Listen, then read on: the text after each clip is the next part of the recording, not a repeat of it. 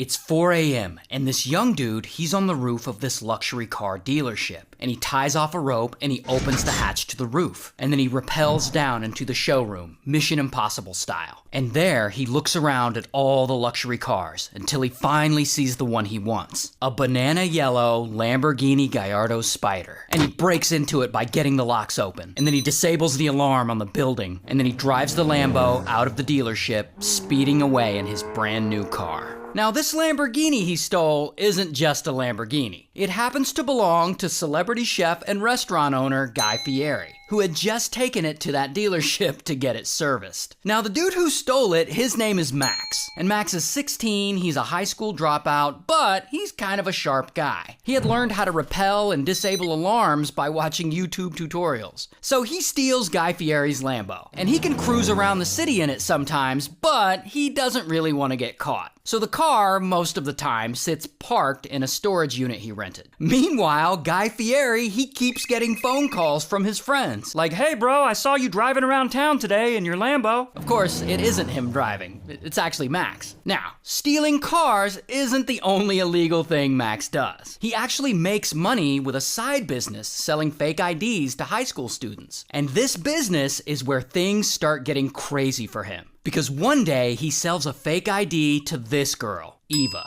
Now Max, he likes Eva. He thinks she is fine, and he really wants to impress her. And yeah, he's got this cool banana yellow Lambo. What more does he need? I mean, sometimes he'll even pull up to meet up with her in this Lambo, like he's trying to flex. But unfortunately, Eva isn't really interested in Max. She only talks to him because she wants to buy another fake ID from him. So Eva and Max, they start texting back and forth often enough. And she's always asking him about this fake ID he's gonna sell her. But Max, he's decided he wants more. And so he makes his move. And he asks her, so what are you doing on Valentine's Day? And that is when Eva drops a bomb on him. She's like, I'm gonna be with my boyfriend.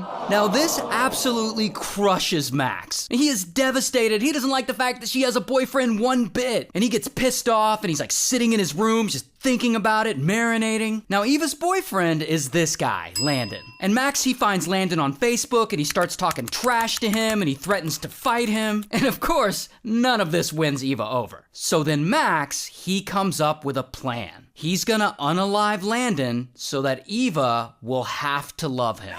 Yeah, I'm not really sure that's gonna work out all that well. So 2 months later, after Eva had rejected Max's Valentine's Day text, Max sets his plan into motion. He goes to a motorcycle shop and he buys a black motorcycle helmet and all black motorcycle gear so that no one will recognize him. The next day, he puts on the gear and he gets a pew-pew and he gets on his motorcycle. Then he rides over to Landon's house. Now at Landon's house, he just happens to be sitting outside in his truck. So Max pulls up next to his truck and he pulls out a pew-pew and he aims it at Landon sitting in the cab and he's ready to fire.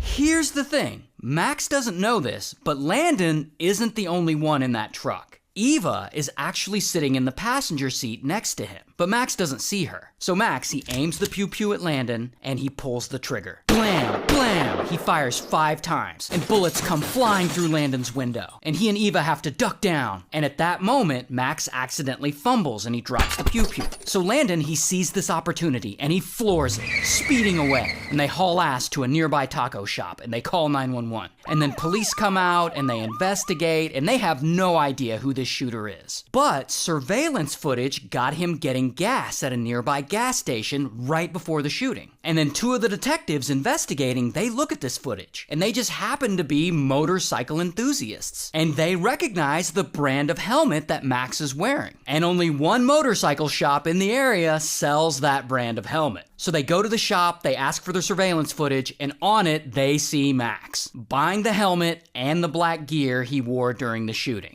Now detectives, they don't know his name is Max. But remember, Max had been threatening Landon on Facebook. So police put 2 and 2 together, and they realized the guy who was threatening Landon on Facebook is also the guy who was shooting at him. Now these detectives, they don't want to just roll up and arrest Max right away. No, they want to find the pew-pew he used during the shooting and the motorcycle he was riding that day, so that they can tie him directly to the crime. So they approach Eva, and they ask her to help them catch Max. They have her call him and ask him to meet up while they record the phone call. So Eva calls him, and she's like, "Hey Max, I need a new fake ID, let's meet up." And then she asks him if he can bring that sweet banana yellow Lambo. And Max is like, "Alright, sweet." So he goes to the storage unit, and he gets the Lambo out, and he drives it over to where Eva is. And now detectives, they're on the lookout, and they spot him driving. Because, you know, a yellow Lambo's kind of hard to miss. And so they see him and they start tailing him. And then other detectives, they instruct Eva to text Max and cancel the meetup. So then Max is like, "Oh, bummer." And he has to turn around and drive his Lambo back to the storage unit. Now detectives are still low-key following him. And so he leads them right there. Right to the storage unit where he had been hiding the stolen Lambo, the pew-pew he used during the shooting, and the motorcycle he was riding that day. So then, boom, they arrest Max, here's his mugshot, and he's charged with attempted murder and a bunch of other stuff, and he gets sentenced to 21 years to life. Shout out to Flavortown, I guess.